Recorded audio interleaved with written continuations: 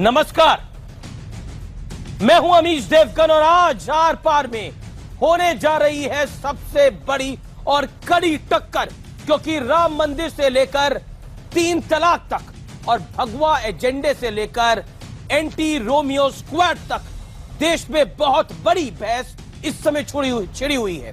और इन तमाम सवालों पर AIMIM के अध्यक्ष और अपने तीखे अंदाज के लिए मशहूर असादुद्दीन ओवैसी की सीधी टक्कर होगी बीजेपी के फायर ब्रांड प्रवक्ता डॉक्टर संबित पात्रा के साथ, यानी वो आमने सामने होंगे। ये अब तक की सबसे जोरदार बहस होने वाली है, क्योंकि आज ही बीजेपी नेता सुब्रमण्यम स्वामी ने खुलकर यह कह दिया है कि चाहे कोई कुछ भी कर ले, मंदिर तो बनकर ही रहेगा। इन तमाम सुलगते सवालों पर आज होगी आर पार की टक्कर। आमने सामने होंगे डॉक्टर संबित पात्रा और साथ ही साथ ओवैसी, यानी आर पार की टक्कर में ओवैसी बनाम डॉक्टर संबित पात्रा।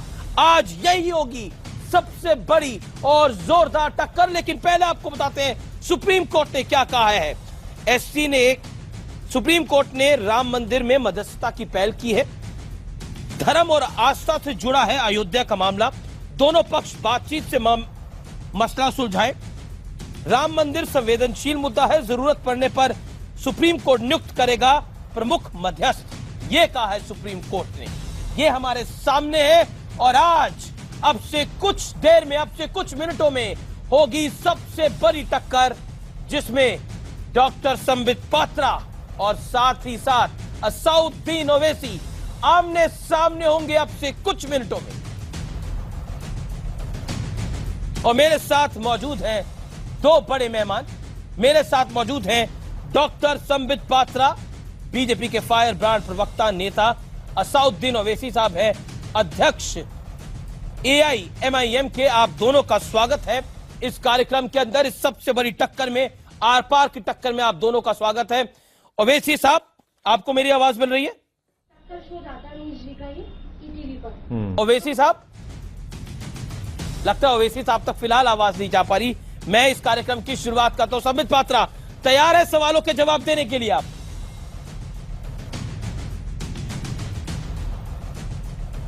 चलिए, तो दोनों तैयार है सवालों का जवाब देने के लिए। ओवैसी साहब, अब आपको मेरी आवाज मिल रही है? जी जी, मिल रही है सर। जी जी, ओवैसी साहब, पहला सवाल आप ही से पूछते हैं। आप हमेशा उल्टी लाइन पर चलते हैं।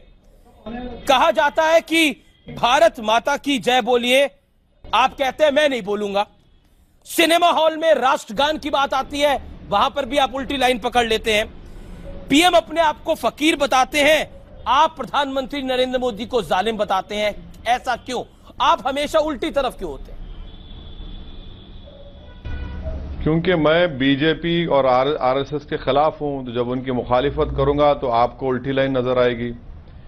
और भारत माता का जो नारा आप बोल रहे हैं, उसका कानून बना दीजिए। आप कानून बनाएंगे तो कानून को फॉलो करेंगे। अब रहा सवाल जनगण मन का, तो सुप्रीम कोर्ट का डायरेक्शन है। मैंने कहा कि बिल्कुल, जब सुप्रीम कोर्ट ने कहा है तो उसको मानना पड़ेगा। अब प्राइम मिनिस्टर को क्रिटिसाइज करूंगा तो उसमें गलती क्या है? कोई गुनाह कर रहा हूं क्या मैं? डेमोक्रेसी है, कोई डिक्टेटरशिप तो नहीं हुई अभी हिंदुस्तान में, इमरजेंसी तो नाफिज नहीं हुआ, तो मुझे पूरा राइट है कि मैं प्राइम मिनिस्टर को क्रिटिसाइज करूं, प्राइम मिनिस्टर से सवाल करूं। उसमें बुरी बात क्या है? लेकिन भारत माता की जय, भारत माता की जय में प्रधानमंत्री को क्रिटिसाइज करना कैसे आ जाता है? भारत मां तो सभी के लिए है, उसकी जय बोलने में हर्ष क्या है? उसके लिए आपको कानून चाहिए। घर में अपनी माता को भी तो प्रणाम करते हैं सब। हाँ, जरूर जरूर जरूर। मैं अपनी माँ को, उनके पैर पड़ता हूँ, अपनी माँ से दुआ लेता हूँ। और मुझे सिखाया गया है कि मेरी माँ के पैर के नीचे जन्नत है। मैं अपने मुल्क की पूजा नहीं करता, मैं अल्लाह की पूजा करता हूँ। और इसमें कोई मेरा मुल्क से वफादारी या मोहब्बत कम नहीं होती। आप कानून बना दीजिए कि हर हिंदुस्तानी को नारा कहना पड़ेगा, तो जब देख लेंगे। जब तक आप कानून नहीं बनाएंगे, और मगर मैं नहीं, आप बिना कानून के नहीं बोलेंगे। आप कहने में बिना कानून के नहीं बोलूंगा, चाहे जिसने जो करना है वो कर ले। बिल्कुल, आप मेरा ये डेमोक्रेटिक राइट है, मेरा फ्रीडम ऑफ एक्सप्रेशन है। डॉक्टर पात्रा, जो करना कर लीजिए, भारत मां की जय नहीं बोला जाएगा। नहीं नहीं, देखिए कोई बात नहीं है, वो नहीं बोले। मगर पहले तो ओवैसी साहब को मैं नमस्ते करना चाहूँगा। नमस्ते ओवैसी जी, बहुत दिनों बाद हम डिबेट कर रहे हैं। और दूसरा विषय है, ये जो 325 सीट भारतीय जनता पार्टी को मिली है, इससे बहुत कुछ स्पष्ट दिख रहा है। ओवैसी साहब अभी थोड़ी देर पहले कनेक्ट नहीं हो पाए थे, मैंने देखा कि उन्होंने अपने चश्मे को साफ किया और इस चश्मे को पहना। मुझे लगता है बहुत सारे चश्मों को साफ करके पहनने की आवश्यकता है, क्योंकि कहीं ना कहीं जो हकीकत जनता देख पा रही है, बहुत बड़े बड़े नेता नहीं देख पा रहे हैं। वाकई चश्मे के साफ करने की आवश्यकता है। मैं आपको एक बात बताता हूं, चूंकि मुझे लगता है ये डिबेट एक बड़े पर्सपेक्टिव में जाना चाहिए। ओवैसी जी भारत माता की जय कहना चाहे नहीं कहना चाहे ये एक अलग विषय है, मगर मुझे बुरा लगा था जब इन्होंने कहा कि मेरे गर्दन पे चाकू भी रख दो तब भी मैं भारत माता की जय नहीं कहूंगा। ये एक अलग परिप्रेक्ष्य में उन्होंने कहा, वो नहीं कहना चाहिए था। बड़े परिप्रेक्ष्य में मैं लेके आता हूं इस डिबेट को। आप उत्तर प्रदेश के चुनाव से पहले देखिए, हम टीवी चैनल ऑन करते थे, और मैं ये सब एरोगेंस से नहीं कह रहा हूं और मुसलमानों को भाई बांधते हुए कह रहा हूं, ये हमारे गैर नहीं है, ये हमारे अपने हैं। टीवी चैनल ऑन करते थे तो सारे डिबेट में एक बात बताया जाता था कि 18 से 19% मुसलमान बंधु हमारे उत्तर प्रदेश में हैं। अब ये तय करेंगे कि सरकार कौन बनाएगा। ये अमूमन हर चैनल में ऐसे होता था। मैं हमेशा कहता था कि केवल ये 18% तय क्यों करेगी, 80% जमा 18%, 100% तय क्यों नहीं करेगी। कहीं ना कहीं एक नरेटिव देश में ऐसा बनाने की कोशिश की गई थी कि केवल और केवल माइनॉरिटी ओरिएंटेड राजनीति हो। जो 3 बड़ी पार्टी राजनीतिक फील्ड में उतरी हुई थी हमारे अलावा उत्तर प्रदेश में, चाहे वो समाजवादी पार्टी हो, चाहे वो कांग्रेस हो, चाहे बसपा हो, उनका एक ही धुरी था, माइनॉरिटी अपीजमेंट। भारतीय जनता पार्टी ने कहा appeasement of none, justice for all, और आज 325 सीट जस्टिस फॉर ऑल, सभी को न्याय मिले इसलिए हुआ है। और जब भी ओवैसी साहब कहते हैं कि Yakub Memon was hanged because he was a Muslim, Yakub Memon को इसलिए फांसी मिली क्योंकि वो मुस्लिम था, तब मुझे लगता है एक बहुत बड़ा खाई हिंदू और मुसलमानों के बीच इस देश में पैदा होता है। असाउद्दीन ओवैसी तो कहते हैं कि मैं भारत माता की जय भी नहीं बोलूंगा, कानून बनाइए तब बोलूंगा मैं। 20 सेकंड में अपनी राय रखिए, फिर ओवैसी टाइप का टाइम है।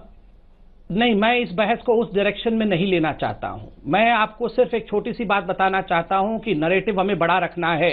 आज योगी आदित्यनाथ जब उत्तर प्रदेश के सीएम बने और वो भगवा पहन के आते हैं तो बहुत लोगों को बहुत तकलीफ होती है। मैं बहुत सविनय निवेदन के साथ ओवैसी साहब से इतना ही कहना चाहता हूं, ओवैसी साहब आप टोपी पहनते हैं, अचकन पहनते हैं, आप अच्छे दिखते हैं, वाकई अच्छे दिखते हैं, आपकी पर्सनैलिटी उभर के आती है, तो हम आपको कम्युनल नहीं कहते। जवाब ओवैसी साहब, कई लोग आपको कम्युनल नहीं कहते। जवाब मगर भगवाधारी को हम कम्युनल क्यों कहे, उसको सेक्युलर क्यों ना कहे। ये नैरेटिव चेंज होना, ये विमर्श बदलना बहुत जरूरी है। ओके, रिप्लाई ओवैसी साहब जो डॉक्टर पात्रा ने बोला, फिर मैं अगले सवाल पर आ रहा हूं। देखिए, बीजेपी के स्पोक्स पर्सन ने बहुत सी बातें की हैं, वो बेचारे मेरे कपड़ों तक आ गए, मेरी ऐनक तक आ गए। ठीक है, कोई बात नहीं, शायद उनको यही कहना था। मैं ये बताना चाह रहा हूं कि उन्होंने याकूब मेमन का जिक्र किया।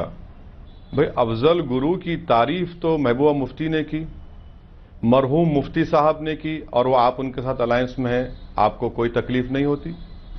बेअंत सिंह के कातिलों को रिहा करने के लिए बादल साहब जाकर मिलते हैं कि उसको फांसी ना दे, आप उनके साथ अलायंस करते हैं, आपको कोई तकलीफ नहीं होती। तमिलनाडु के रेजोल्यूशन, असेंबली में रेजोल्यूशन पास होता है कि राजीव गांधी के कातिलों को फांसी ना मिले, आप जयललिता के साथ सपोर्ट लेते हैं, उनको डिप्टी स्पीकर का पोस्ट देते हैं लोकसभा में। चौथी बात यह है कि मैं मुबारकबाद फिर से देना चाहूंगा कि बीजेपी ने इस मुस्लिम वोट बैंक के मिथ को तोड़ा। मुस्लिम वोट बैंक तो कभी था ना है ना कभी रहेगा, बल्कि उसके ऑपोजिट हमेशा रहा हिंदू वोट बैंक। छठी बात यह है कि बीजेपी के स्पोक्स पर्सन ने appeasement for none, justice for all की बात की। तो मुझे ये बता दीजिए कि आप ये भी कहते हैं कि हमको मुस्लिम औरतों का वोट मिला क्योंकि ट्रिपल तलाक का उसके बात की। एक भी आपने मुस्लिम महिला को टिकट नहीं दिया। और चौथी बात यह है कि आप appeasement for none, justice for all की बात करते हैं। आपकी कैबिनेट में कितने राजपूत मिनिस्टर हैं, कितने ब्राह्मण मिनिस्टर हैं, कितने ओबीसी मिनिस्टर हैं, कितने दलित मिनिस्टर हैं, उसको सुनिए, आप खत्म कर दीजिए, उसको मीडिया ने सामने रख दिया। तो मैं ये बताना चाह रहा हूं कि appeasement for none, justice for all ये सिर्फ एक नारा है। और अगर ये बात सही है तो फिर आप ये बता दीजिए कि महाराष्ट्र में बॉम्बे हाईकोर्ट ने मुसलमानों को रिजर्वेशन देने के लिए कहा, कोर्ट का ऑर्डर आप नहीं मानते, फिर आप बोलते appeasement for none justice for all. आप जाके एग्रीमेंट कर लेते हैं हरियाणा के जाटों से, वहां पर अपीजमेंट नजर नहीं आता। आप रिजर्वेशन देते हैं पटेलों को गुजरात में, वहां अपीजमेंट नजर नहीं आता आपको। तो यही पॉलिसी है कि बीजेपी सिर्फ नारों की बातें करती है, appeasement for none justice for all. तो आप ही तो अपीजमेंट कर रहे हैं। और मैं आपको बता रहा हूं कि मुसलमानों का अगर अपीजमेंट हुआ है तो फिर क्या सच्चर कमेटी झूठी है, मिश्रा कमीशन झूठा है, कुंडू कमेटी की रिपोर्ट जो इस सरकार को दी गई थी क्या उसके फाइंडिंग झूठे हैं? अब आप ही फैसला कर लीजिए कि अपीजमेंट हुआ या नाइंसाफी हुई। नहीं, पर मुसलमान वोट बैंक तो बीजेपी नहीं करती, मुसलमान वोट बैंक तो मायावती करती हैं, अखिलेश यादव भी करते हैं, कांग्रेस पार्टी भी करती है। जवाब डॉक्टर पात्रा, 30 सेकंड में जवाब, क्विकली। देखिए, पहली बात जो ओवैसी साहब ने कहा, उन्होंने कहा मुस्लिम वोट बैंक होता नहीं है और हिंदू वोट बैंक होता है। ओवैसी साहब, अगर हिंदू वोट बैंक होता ना तो मंदिर की जमीन के लिए गिड़गिड़ा नहीं रहा होता, और अगर मुस्लिम वोट बैंक नहीं होता तो एक 70 साल की शाहबानों को सड़क पे निकाल दिया गया था। उस समय देश के दिग्गज नेता कांग्रेस पार्टी के संसद में इसलिए इकट्ठे नहीं हो गए होते क्योंकि मौलवियों को वो पसंद नहीं था। एक महिला का अधिकार वहां छिन गया क्योंकि पूरे मुसलमान वोट बैंक की चिंता उस समय के राजनेताओं का था। मुस्लिम वोट बैंक नहीं होता तो कांग्रेस की एंटनी कमेटी की रिपोर्ट नहीं होती। और जहां तक हिंदुओं की बात है, मैं बिल्कुल दिल की बात बता दूं आपको ओवैसी साहब, आप कल मंदिर के ऊपर बोल रहे थे कि इसमें जो कोर्ट ने कहा, जो मुख्य न्यायाधीश ने कहा, वो उचित नहीं है। देखिए, इसमें समझने की बात है। और मैं आज डॉक्टर स्वामी ने क्या कह दिया, संबित पात्रा, आज डॉक्टर स्वामी ने कह दिया कि वो तो धमकी देने पे उतर आए। उन्होंने कहा कि राज्यसभा में बहुमत होते ही कानून लेकर आएंगे, मुस्लिम समाज अभी मान ले, हम सरयू नदी के पार उन्हें मस्जिद बनाने देंगे। क्या आपको लगता नहीं है ये धमकी भरा अंदाज है डॉक्टर सुब्रमण्यम स्वामी का? मेरे पास बाइट भी है, मैं बाइट सुनवाऊंगा आपको, मैं बाइट प्ले करवाता हूं, आप बाइट सुनिएगा और रिएक्शन दीजिएगा। वो बाइट प्ले करते हैं और आप बाइट पर रिएक्शन दीजिएगा। और मैं असदुद्दीन ओवैसी आपके पास भी आ रहा हूं, आप क्यों नहीं चाहते कि सुलह हो जाए इस पूरे मामले के अंदर? डॉक्टर स्वामी की बाइट। मुस्लिम समुदाय के लिए दो ही रास्ते हैं, ना उनको कुछ भी नहीं मिलेगा या उनको मस्जिद चाहिए तो सरयू नदी के उस पार बना सकते हैं। मैंने ये कहा कि आप नहीं मानोगे तो हमारे लिए तो रास्ता बहुत साफ है। तुम कोर्ट में फैसला चाहते हो, इलाहाबाद हाईकोर्ट ने दे दिया, सुप्रीम कोर्ट में पता नहीं कितने साल चलेगी। निर्णय तो अभी तक इलाहाबाद हाईकोर्ट का तो हमारे पक्ष में है, सुप्रीम कोर्ट का कोई निर्णय नहीं है। वो निर्णय आने के पहले हम कर सकते हैं। देखिए, आप मान जाइए तो सरयू नदी के पार आपको मिल जाएगी मस्जिद, नहीं तो हम 2018 में राज्यसभा के तरीके से मंदिर बनवा लेंगे। क्या मतलब है डॉक्टर पात्रा इस बयान का, बताइए। मैं समझाता हूं। सुब्रमण्यम स्वामी जी से पूछा गया कि क्या क्या तरीके हैं, कॉन्सेंसस जिसके लिए खुद स्वामी साहब ने सुप्रीम कोर्ट में खड़े होकर गुहार लगाई और जिसका नतीजा रहा कि सुप्रीम कोर्ट के मुख्य न्यायाधीश व अन्य 2 जस्टिसों ने एक ऐतिहासिक ऑब्जर्वेशन दिया कि हम भी मीडिएट करने को तैयार हैं। दूसरी बात, उनसे पूछा गया और क्या उपाय है, उस विषय में इन्होंने बताया। मैं और एक लार्जर पिक्चर में लाइए और इमोशनल नोट पे भी सुनिए। ये जो लोग कहते हैं, ओवैसी साहब जैसे लोग जो कहते हैं कि हम लोग, हमारी पार्टी और शायद हिंदू धर्म ये टॉलरेंट नहीं है, मैं आपको बहुत इज्जत के साथ कह रहा हूं साहब, हम भी नहीं रहेंगे, आप भी नहीं रहेंगे, एक दिन सब समाप्त हो जाएगा। इतिहास गवाह है, हिंदुस्तान में जहां राम जन्म हुए, हाथ जोड़ के उसके लिए इतने डिबेट्स हो रहे हैं। आप सोच के देखिए, विश्व में किस जगह ऐसा होता है? कहीं और विश्व में ऐसा हो सकता है क्या कि जहां इष्ट जन्मे हो? आप तो देखिए ओवैसी साहब, मैं आपकी कदर करता हूं, आप जिस दिन आपको मन करेगा कि मुझे आध्यात्मिक शांति चाहिए, आप तो हज पे चले जाएंगे, आप मक्का मदीना में जाके माथा टेक लेंगे, आपको शांति मिल जाएगी। मैं कहां जाऊंगा? आपने तो मुझे कहीं का नहीं छोड़ा हुआ है। एक राम मेरे, उन्होंने जहां जन्म हुआ उसकी मिट्टी के लिए, उसके मंदिर के लिए मैं दर दर भिक्षा मांगते फिर रहा हूं, और फिर भी आप लोग कहते हैं कि हम लोग बदमाश है, फिर भी आप लोग कहते हैं कि हम लोग सहिष्णु नहीं है। और सहिष्णु कैसे होता है आप बता दीजिए? पूरे विश्व में, जेरूसलम में, मक्का मदीना में, जहां भी बड़े बड़े संप्रदाय, उनके पंथ को मानने वाले, सबके वहां मंदिर, मस्जिद इत्यादि मौजूद हैं। मगर मेरे लिए क्या है ओवैसी साहब, आप बता दीजिए, मैं कहां जाऊं? आप तो हज में जाएंगे जी, मैं कहां जाऊं? असदुद्दीन ओवैसी साहब, 7 जनवरी 1993 से अयोध्या में रामलला की पूजा हो रही है, यानी करीब 24 साल हो गए हैं। अब अगर उधर मंदिर बन जाएगा तो आपको इसमें हर्ज क्या है? अगर चीफ जस्टिस ऑफ इंडिया कहते हैं कि दोनों पक्ष आपस में बैठ के बात कर ले तो उसमें हर्ज क्या है? क्या आप नहीं चाहते कोई सोल्यूशन निकले? जो बच्चे थे वो बूढ़े, वो जवान हो गए, जो जवान लोग थे वो बूढ़े हो गए पिछले 24 साल के अंदर। लेकिन राम मंदिर का मुद्दा जस का तस है। और एक बात बताइए, इस देश का मुसलमान क्या औरंगजेब और बाबर की मस्जिद चाहता है इस देश के अंदर? मेरा बहुत सीधा और सटीक सवाल है आपको ओवैसी साहब, ओवर टू यू। ये मुल्क ना औरंगजेब का है, ना बाबर का है, ना राम का है। ये मुल्क कॉन्स्टिट्यूशन के मुताबिक चलेगा। संबित पात्रा जिस तरह से बोल रहे हैं वो ये बताने की कोशिश कर रहे हैं कि मुल्क सिर्फ हिंदुओं का है और हिंदुओं की आस्था के लिए वहां पर हम मुसलमानों के बात मानना पड़ेगा। मैं आपसे बड़ी इज्जत के साथ आपसे कह रहा हूं कि ना मेरी आस्था ना आपकी आस्था पर मुल्क चलेगा। मुल्क चलेगा तो संविधान के ऊपर चलेगा, मुल्क चलेगा तो रूल ऑफ लॉ की सुप्रीमेसी पे चलेगा। मुल्क ऐसा नहीं चलेगा कि भाई मुझे सुकून मिलना है तो मैं बना दूंगा, नहीं।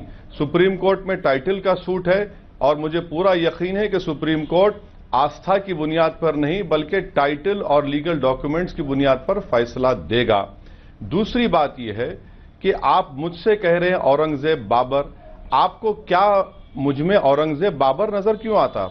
मुझ में मोहम्मद अली जौहर, अबुल कलाम आजाद क्यों नजर नहीं आते? आप में नहीं, आप में नहीं। मैंने बात करी क्या इस देश के मुसलमान को औरंगजेब और बाबर की मस्जिद चाहिए? मैंने ये सवाल पूछा, मैंने ये सवाल पूछा। आपने मेरे सवाल को ट्विस्ट कर अपने तरीके से। सुनिए जी ओवैसी साहब, सुनिए मस्जिद ना बाबर की होती है, ना औरंगजेब की होती है, ना ओवैसी की होती है। मस्जिद अल्लाह की होती है। और मैं आपको याद दिलाना चाह रहा हूं कि हिंदुस्तान के संविधान में जो भी फ्रीडम ऑफ रिलीजन है उसके मुताबिक संपित भी जी सकते हैं, मैं भी जी सकता हूं।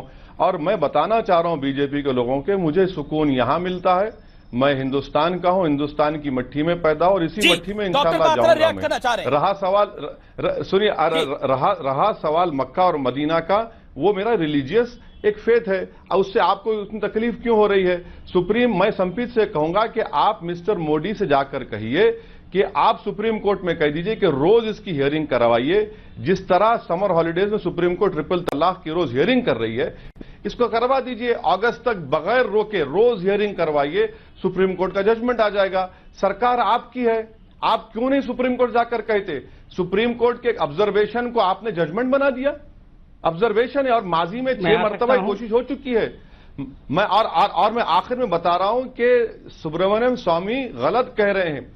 जब तक ये मसला सुप्रीम कोर्ट में रहेगा, कोई भी सरकार पार्लियामेंट में बिल नहीं बना सकती। अगर ये लीगल पोजीशन है। अभी मानना है तो सरयू नदी के पार आपको जमीन मिल जाएगी, मस्जिद बना लीजिए। नहीं तो 2018 में वापस राज्यसभा है, कानून लाएंगे, मंदिर बना देंगे। मैं ये कह रहा हूं कि अगर टाइटल के ऊपर मस्जिद क्या बनती है तो इंशाल्लाह मैं दोबारा मस्जिद बनाऊंगा। अगर टाइटल नहीं है तो मैं क्यों बनाऊंगा अपनी मस्जिद को? डॉक्टर पात्रा काफी देर से हाथ खड़ा कर रहे हैं।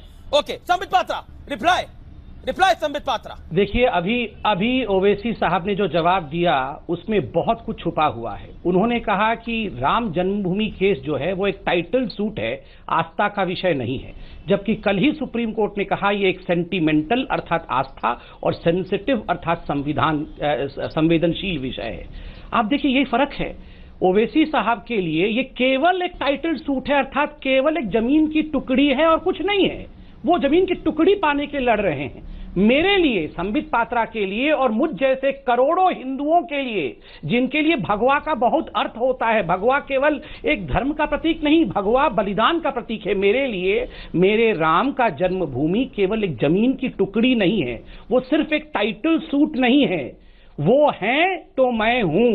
राम से मेरी आस्था है, राम से मेरा जीवन है। अमीश भाई, आप और मैं नहीं रहेंगे, राम अनेकों अनेकों अनेकों जन्म तक सदैव रहेंगे। जवाब ठुकरा नहीं सकता है। इसलिए ये नहीं, सुन लीजिए ये फर्क। दूसरा, ओवैसी साहब ने कहा संविधान के हिसाब से चलना है। बिल्कुल ठीक कह रहे हो ओवैसी साहब, सबके लिए बड़ा संविधान है।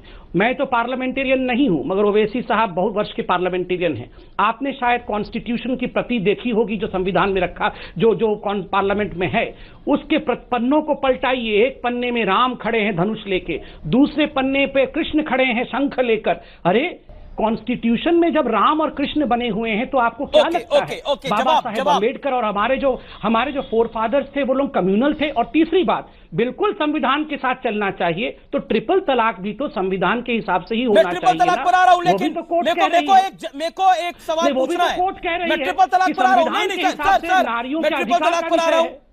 मैं ट्रिपल तलाक पर आ रहा हूं, लेकिन आपसे एक सवाल। असउद्दीन ओवैसी साहब, all India Muslim personal law board के सदस्य हैं मौलाना खालिद राशिद फिरंगी महली।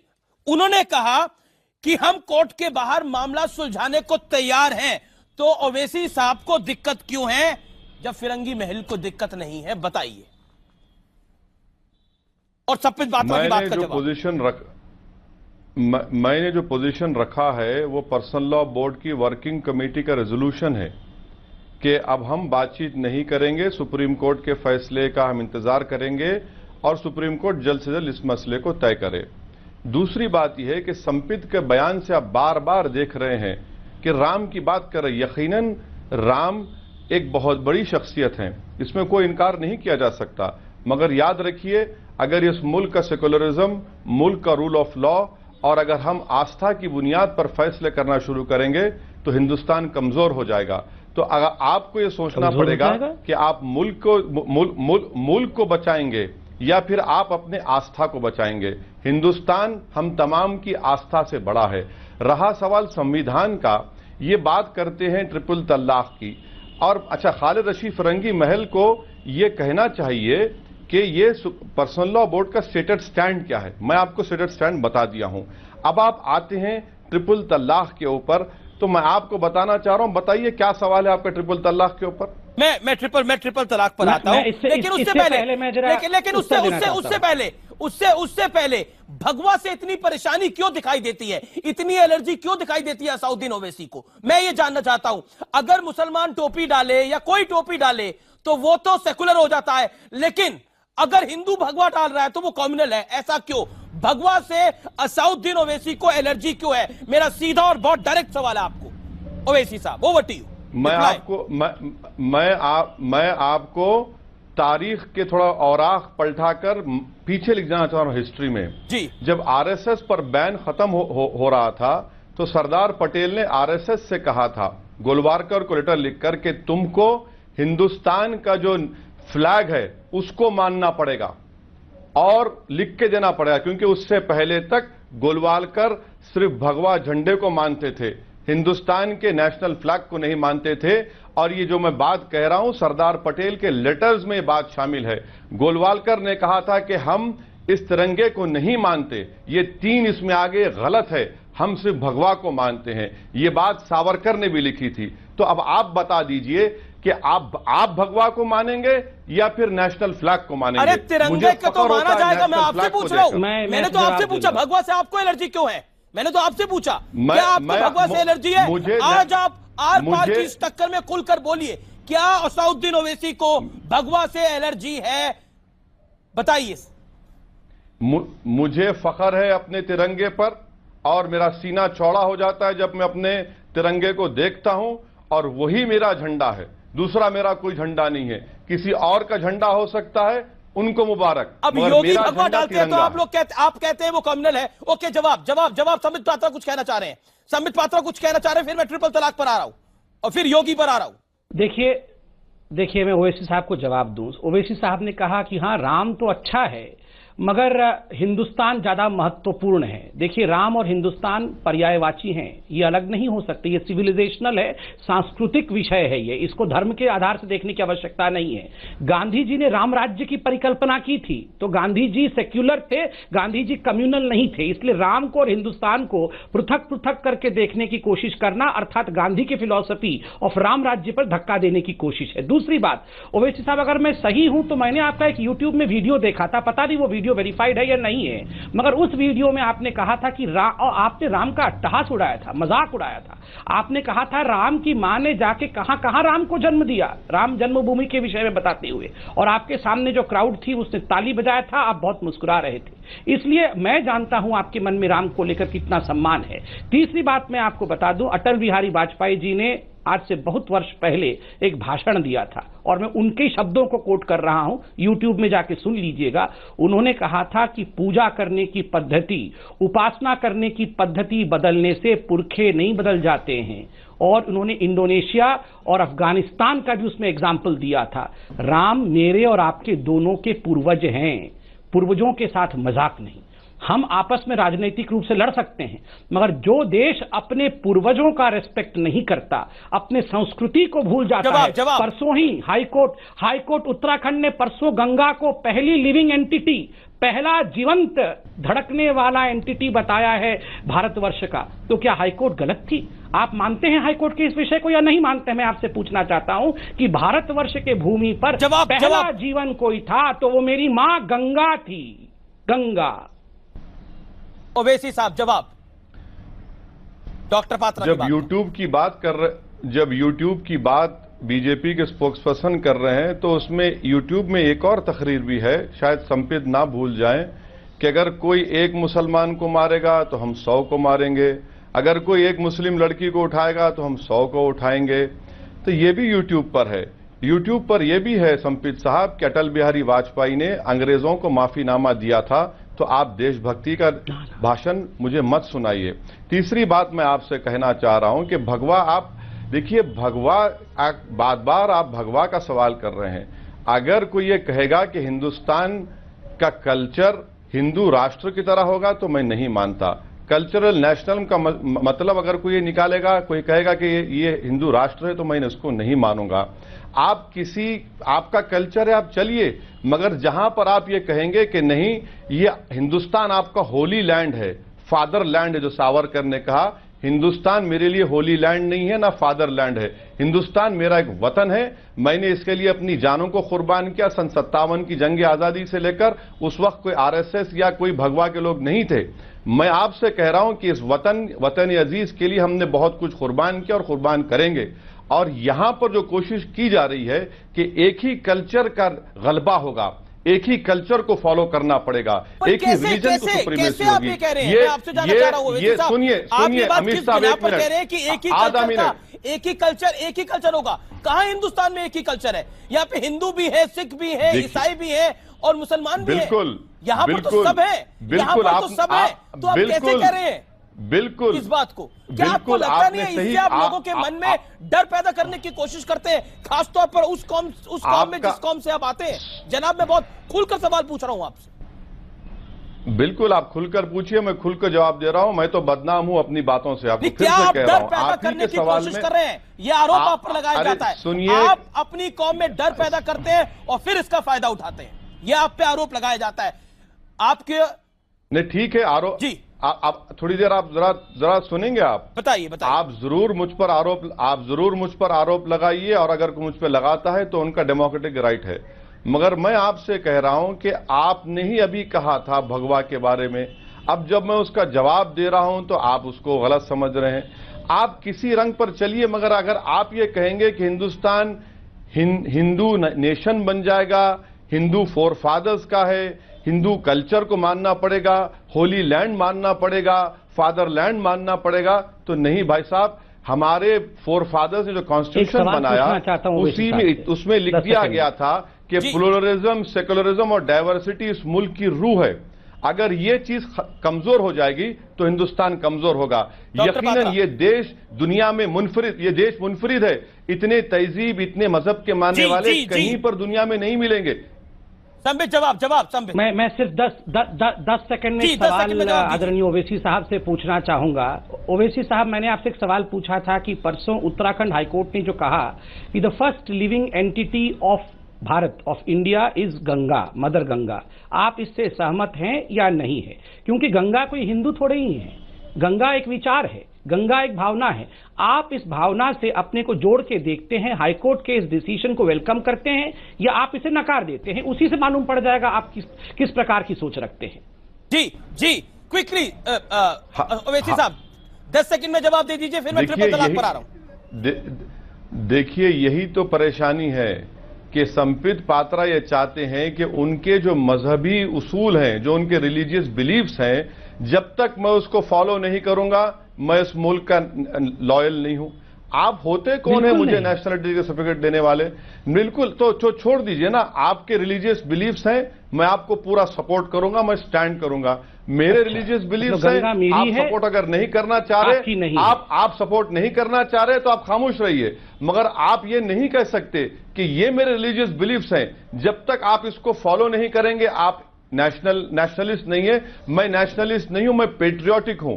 और जो नेशनलिज्म का दर्स आरएसएस और बीजेपी दे रही है, वो सिर्फ यही चाहते हैं कि हम तमाम लोग इस मुल्क की प्लुरलिज्म, डाइवर्सिटी, सेकुलरिज्म खत्म कर दें तो फिर और इस पहले मुल्क को सवाल हिंदू पर आ राष्ट्र जाऊंगा। बना दें। नहीं, आप कह रहे हैं, ओके, संबित एक सेकंड जी एक सेकंड मुझे दीजिए अमिश जी, एक सेकंड।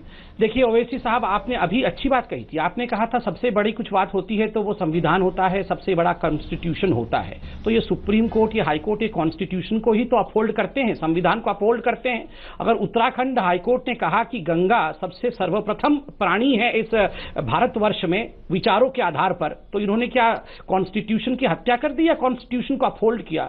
कॉन्स्टिट्यूशन को अपहोल्ड ही किया। इन्होंने कोई हिंदू धर्म के विषय में जजमेंट तो नहीं दिया, इन्होंने भारतवर्ष के कॉन्स्टिट्यूशन के आधार पर जजमेंट दिया, जिसको आप मानने को तैयार नहीं है। ये संबित पात्रा ने नहीं बोला कि गंगा सबसे पहले लिविंग एंटिटी है भारतवर्ष में, ये हाई कोर्ट ने कॉन्स्टिट्यूशन के आधार पर कहा। तो आप तो अभी कॉन्स्टिट्यूशन को ही नकार दे रहे हैं और आप मेरा नाम लगा रहे हैं, आप भगवान का नाम लगा रहे हैं। ठीक है, हमने कब कहा?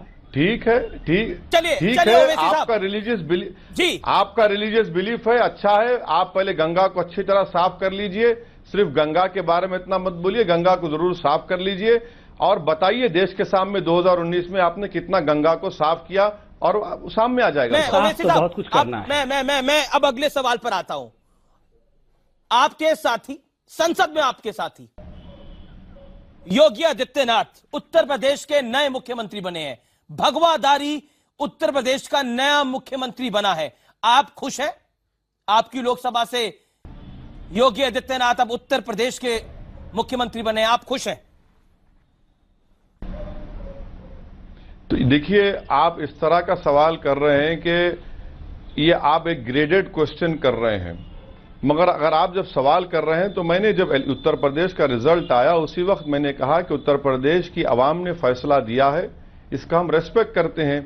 बीजेपी को इख्तिदार मिला, ये बीजेपी का प्रोरोगेटिव है कि वो किसको बनाए, उन्होंने इनको बना दिया है। मगर आपसे बता रहा हूं कि कल हथरास में 3 गोश्त की दुकानों को जला दिया गया। देवबंद का नाम बदलने की बात बीजेपी के एमएलए ने कर दी। बरेली की मस्जिद के ऊपर जाकर बीजेपी का झंडा लगा दिया गया। ये तमाम वाकयात हो रहे। और कल मीरठ में ये जो रोमियो स्क्वाड ने क्या किया, 2 फैमिलीज रोड पर लड़ लिए, उसका वीडियो वायरल हो चुका है।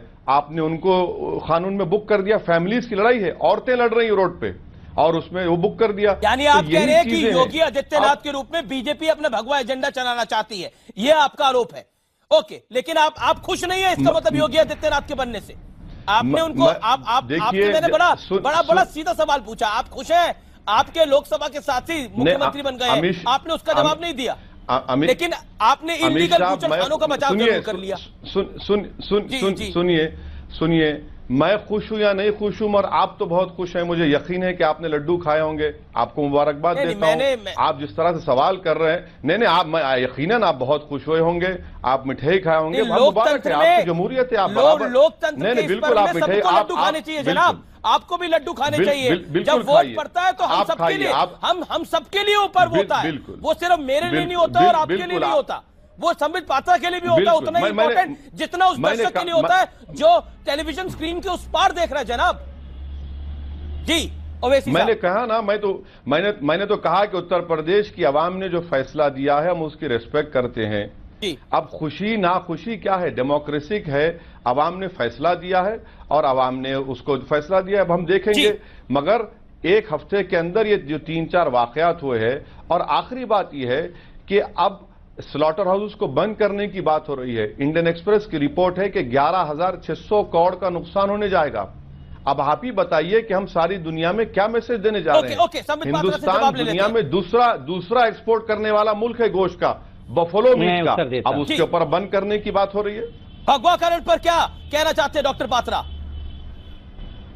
देखिए, एक तो थोड़ा सा बहुत सीरियस डिस्कशन हो रहा है, थोड़ा मजाक भी कर ले। आपने अभी ओवैसी साहब को कहा कि वो लड्डू खाएंगे, आप तो खा सकते हैं अमीश भाई लड्डू, मगर ओवैसी साहब लड्डू कैसे खा सकते हैं? वो भी भगवा रंग का होता है लड्डू, इसलिए वो लड्डू तो नहीं खाएंगे खैर, और खाया भी नहीं होगा उत्तर प्रदेश के चुनाव के पश्चात। मगर जो ये सैफ्रनाइजेशन का पूरा योगी आदित्यनाथ जी के ऊपर उन्होंने एक आरोप लगाया है और एक हफ्ते का जो उन्होंने ब्यौरा दिया है, देखिए जब मोदी जी प्रधानमंत्री बने थे तो इसी प्रकार के एक नैरेटिव को बेचने की कोशिश की जा रही थी कि मोदी जी पूरे देश में इंटॉलरेंस फैला देंगे, और कुछ मैन्युफैक्चर्ड इंटॉलरेंस की कहानियां भी हमने देखी थी।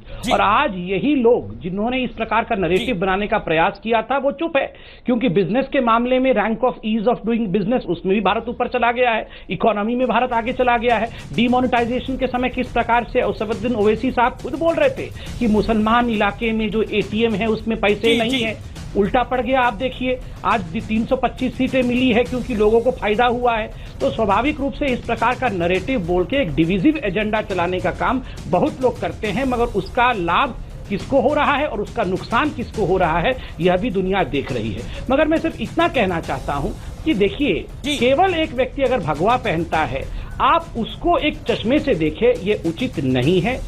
जी मैं डॉक्टर पात्रा असदुद्दीन ओवैसी आपके पास वापस आ रहा हूं। ओवैसी साहब, मैं ब्रेक के बाद आपका जवाब लूंगा और रैपिड फायर राउंड भी करूंगा। आप देख रहे हैं सबसे बड़ी, सबसे निर्णायक और सबसे जोरदार आर पार की टक्कर इस समय लाइव।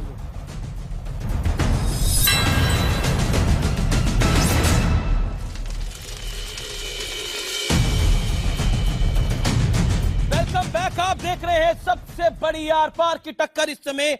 मेरे साथ संबित पात्रा बीजेपी के फायर ब्रांड प्रवक्ता और असदुद्दीन ओवैसी साहब बने हुए हैं इस दौर में। मैं संबित पात्रा, आप कुछ कह रहे थे और ओवैसी साहब कुछ हाथ खड़ा कर रहे थे कुछ कहने के लिए। मैं रैपिड फायर राउंड पर भी आऊंगा, लेकिन क्या आपको लगता नहीं है ओवैसी साहब, आप बार बार बात कर रहे हैं कि बीजेपी योगी आदित्यनाथ के जरिए अपना भगवा एजेंडा चलाने की कोशिश करती है, लेकिन यही बात आपने 2014 में कही थी जब नरेंद्र मोदी शासन में आए थे।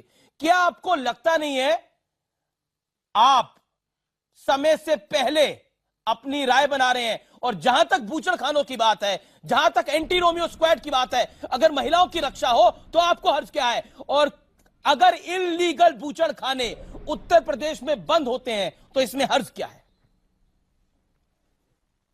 सबसे पहले मैं आपको बताऊं कि आप जो इलीगल स्लॉटर हाउस की एक आपको एग्जांपल दे रहा हूं, जो इलाहाबाद की, इसका परमिशन दिसंबर 2016 तक था।